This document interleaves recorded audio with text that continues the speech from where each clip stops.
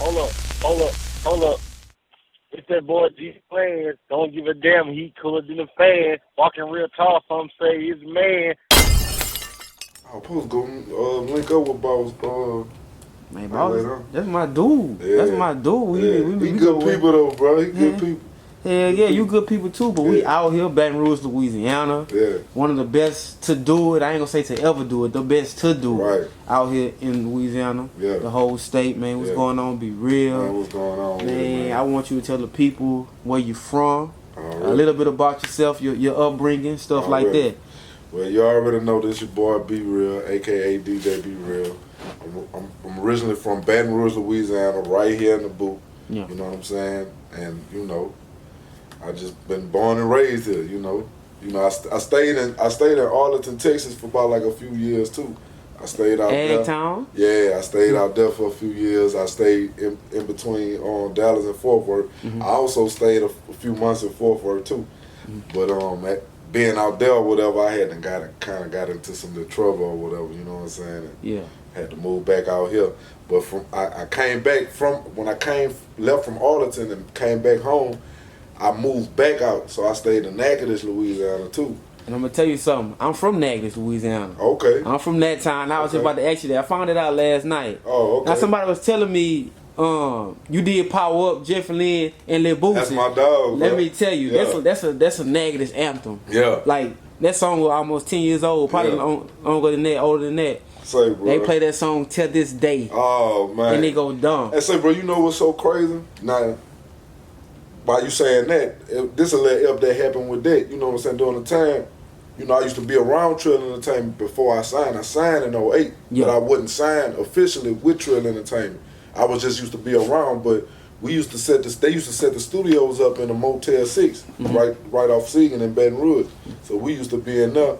And so Jeffery Lynn and I forgot his name, man, that rap with him too. They used to rap with him. Oh man, bro, I hate that, bro. I hate to forget names, but they came down and I already had made the beat on a keyboard. And it's raw too. Man, dog. Man, Boosie came in the room and he was like, man, you know, I got my people from out of town. They need to get some beats. It was me and Mouse. That when Mouse had produced that You Don't Want to Go to War with War. Yeah. You know what I'm saying? With Jeffery Lynn on the record too. Yeah. And they went through my beat and found that. When they found that beat or whatever like that, we just laid it down and man, they put them lyrics on that beat, bro, and it came out to be a mess. And man, that's crazy. And then, you know, I produced a lot of stuff with Big Unk. You know Big Unk, I know right? Big Unk. Yeah, he a legend in the city. Yeah. I did that Fly as Fuck for him. That was another singer they broke out too. You did Nigga Pies too? Did you do Nigga Pies? I did all that. Yeah. I damn near did like all the beats on his on his album. And we talking about back in 07, 08. During that time, and I was in high school back then. But I was going out. We got this place called Ben Johnson. It's popular in our city. That's where all the big parties are held. During that time, 06, 07, 08, these guys been rapping, hearing these beats. Now I didn't know you was behind the beats. Man, I was behind them, bro. But dog, like man, bro. When we did that, you know, I wasn't officially signed with Trill, like I said again. So that's when I went to Natchitoches because Jeffery Lynn had a little situation with another cat that was out there, you know, trying to put the music together. So I ended up, you know, working with Jeffery Lynn that whole little rip while I was staying out there in Natchitoches. You know what I'm saying? And it was a crazy experience because, you know, me not being from Natchitoches, but it was like, man, that's like a second home to me, bro, because they welcome me with open arms. You, you always welcome to Natchitoches, already. Always, you know what I'm saying? But like for the people who don't know, I know, but man, everybody go see this or whoever go see this. Can you give them a rundown from who you produce for, like what you doing, like and how did you really get into the producing stuff? Right, man. Well, you know, I've been producing for like 17 years. I started in in 2000. I was messing with it in '99, but I really started, you know, taking a liking of it in 2000. You know, I worked with everybody from Baton Rouge, almost everybody, you know, from Boosie to Webbie to Phat. R.I.P. Lil Phat. Yeah, rest in peace to Phat. Fox. Latrill, everybody. Yeah, everybody that's over there at Trill Entertainment. I work with Young Red, I work with Max Manel, I work with CeeLo, I work with man, bro, it's a lot of people that I done work with down here. Man, almost everybody in the city. I don't want to forget no names, but I done work with everybody. And I started, like I said, I started messing with it in '99. I really wasn't serious about making the beats, but I was already music inclined. You know, my family, you know, loved music. My mom, she loved music. But really where it rubbed off on me to really getting into it with the music was my mom's sister, which is my auntie. And I used to spend a night over there on the weekends because during the weekdays, you know, my mama was strict. She didn't really want me to do too much of nothing. And, you know, like she always wanted me to be a homebody, go to school and stuff like that. So it really wasn't no freedom. But when she let me, you know, stay the night with my auntie, I had that kind of freedom. Yeah. Like I always used to like that because I wanted that freedom. You know what I'm saying? Yeah. But the music kind of rubbed up off on me on her side more, you know what I'm saying, than my mom. But she loved the music. She used to have me in the choir singing and everything, man. But got it. But man, like I say, just man, it been a minute. I took it serious in 2000. My first big record that I cut that jumped off in Baton Rouge was Meet Me in the Parking Lot. And we did you that. You was behind that? Yeah. Yeah. These niggas that made me. Hey, that was a banger too. Man, dog.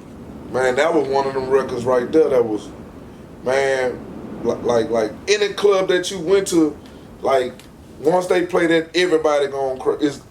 The crowd going crazy. Like, that was one of them records that, like, you know for sure, if you won't get some reaction out of people, put that song on, everybody gonna go crazy. Man, but you got countless amount of hits, man. Countless amount of hits. Yeah.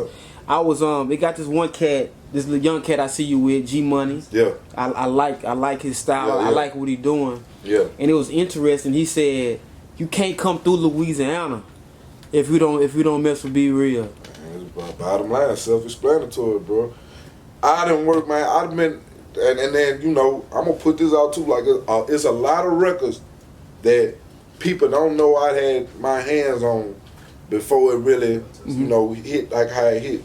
Like one record, you know, that was like independent. Yeah. With the Webbie, that was #1 in the country. Yeah. I was behind that record before they actually issued the record to Mouse to reproduce. I did all that. Me and Phat came up, broke the hook and everything. You know what I'm saying? Like, so, like it's a lot of records that I done had my hands on that people don't really know. That it was always me being covered up. Well, you can speak about it. It's all about you. You can say whatever. Yeah. And then speaking of Lil Phat, man, I know I used to listen to Lil Phat. When I think he passed like 09, 08. No, was it? I think it was 09. Probably was 09. No, I don't think it was 09.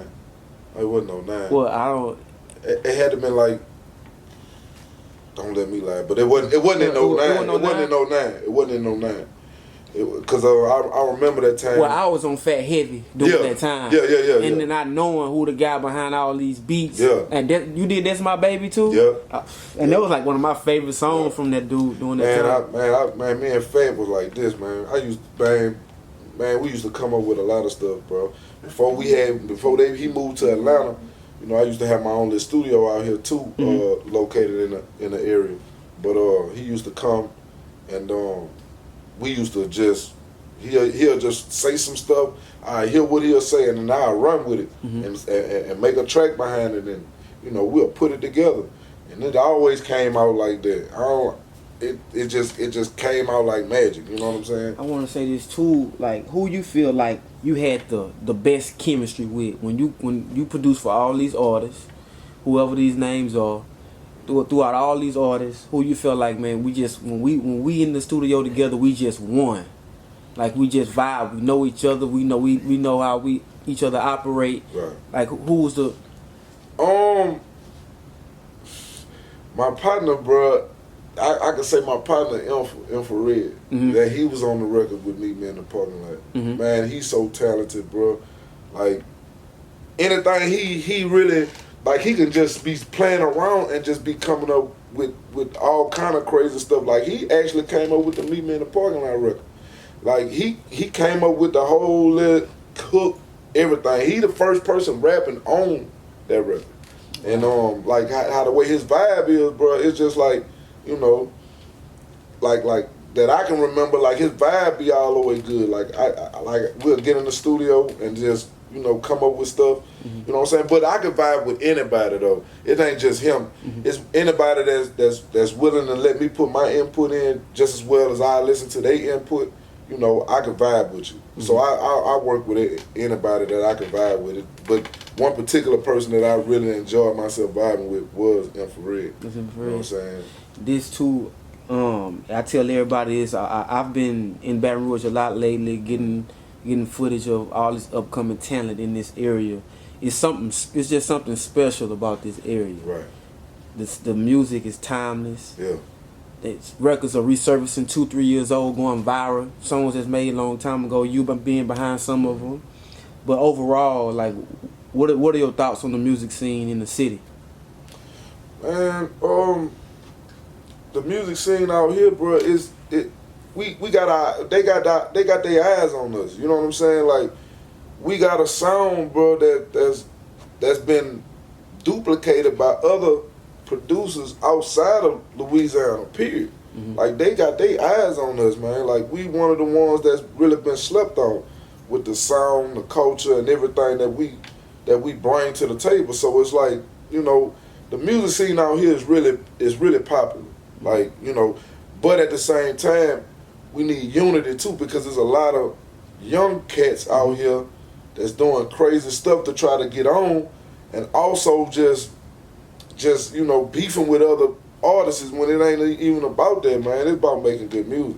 That's what I be about anyway, you know what I'm saying? I'm about making good music, collaborating with people that want to do good music, and putting it out there. And the main important thing too is, you know what I'm saying, with artists and producers, you know what I'm saying, is learning the business too.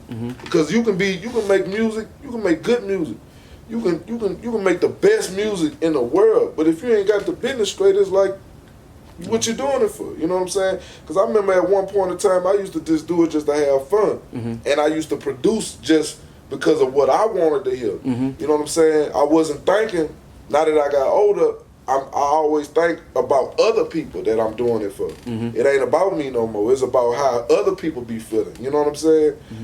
What they go through, how they feeling at this point. You know what I'm saying? So I just think about that, and that's what I do too. Like, sometimes I'll break myself take a break from the producing side, and it could be months and months just to listen to what's going on. You know what I'm saying? Listening to what else going on out the world, you know what I'm saying, outside the world, because it's a big world and people got different feelings, you know what I'm saying? So I try to capitalize off what they listen to, you know what I'm saying, and really analyze what it is they feeling, and try to, you know, compose music like that for them, not for me, for them. You know what I'm saying? Well, I want to say this. Do you mainly produce rap music, or is other genres? Nah, I produce R&B. I produced that record with Tony Michael called Private Room. Him, Boosie, Rich Homie Quan. I produced that record. I did. I produced Southern Soul. I do Southern Soul. I'm about to get into the gospel. I'm about to, you know, find me a gospel artist or something, and just really challenge myself. That's what I basically try to do. Challenge myself. I try to go all over with it. You know what I'm saying? But I try to work with it all. Yes, I try to do it all. If I can try to do it, if I can mess with it, I'm gonna produce it. All right. Pros and cons. It's pros and cons with everything you do. Rap. I sit behind the camera, I do videos, you produce. Right. What are some things you like about this music business and producing? What are some things like I hate it like this? Man, the one thing I love about the music, in the music business, is first of all, knowing the business, and second of all, just, you know, be able to make good music with good people. You know what I'm saying? But the bad thing about it, bro, is dealing with people that don't know what the business. They don't know, like they don't really know how to go about doing what they need to do. And they're not open to it. And not open to it, and also, you know, just bad vibes. If I can't vibe with you, a record is not gonna be produced by me. You gotta make me feel like, okay, man, you gotta make me feel a certain type of way to make me be open to come in and produce a record. Like, I don't like to be forced to be done a record because it ain't gonna come out like that. You know what I'm saying? I gotta be able to vibe with you. I gotta be able to, you know what I'm saying, see where your head at, what you talking about. You know what I'm saying? If we can hold a good conversation about stuff that's going on, then I'm knowing for sure that it's gonna be a record that's gonna be produced right. You know what I'm saying? It's not gonna be nothing that's just gonna be rushed or you telling me to produce the record. You know what I'm saying? It's gotta be something that's gonna be, you know, just gonna be open. You know what I'm saying? I definitely understand that. Yeah. Or are there any producers like that influence you and help you with, you know, for you to get better, or anybody you look up to when it comes to this producing it's stuff? A lot of coming up. It was a lot of producers that I really looked up to, like Manny Fresh, KLC, Beats by the Pound, Dr. Dre, I forgot that producer name that did a lot of production for 8 Ball and MJG with Suave House. Up North. I like to listen to all those cats, bro. They really inspired me. Cool and Dre, you know, a lot of them producers, man. Like, a lot of them producers, they really motivate me to really, you know, make music what I do.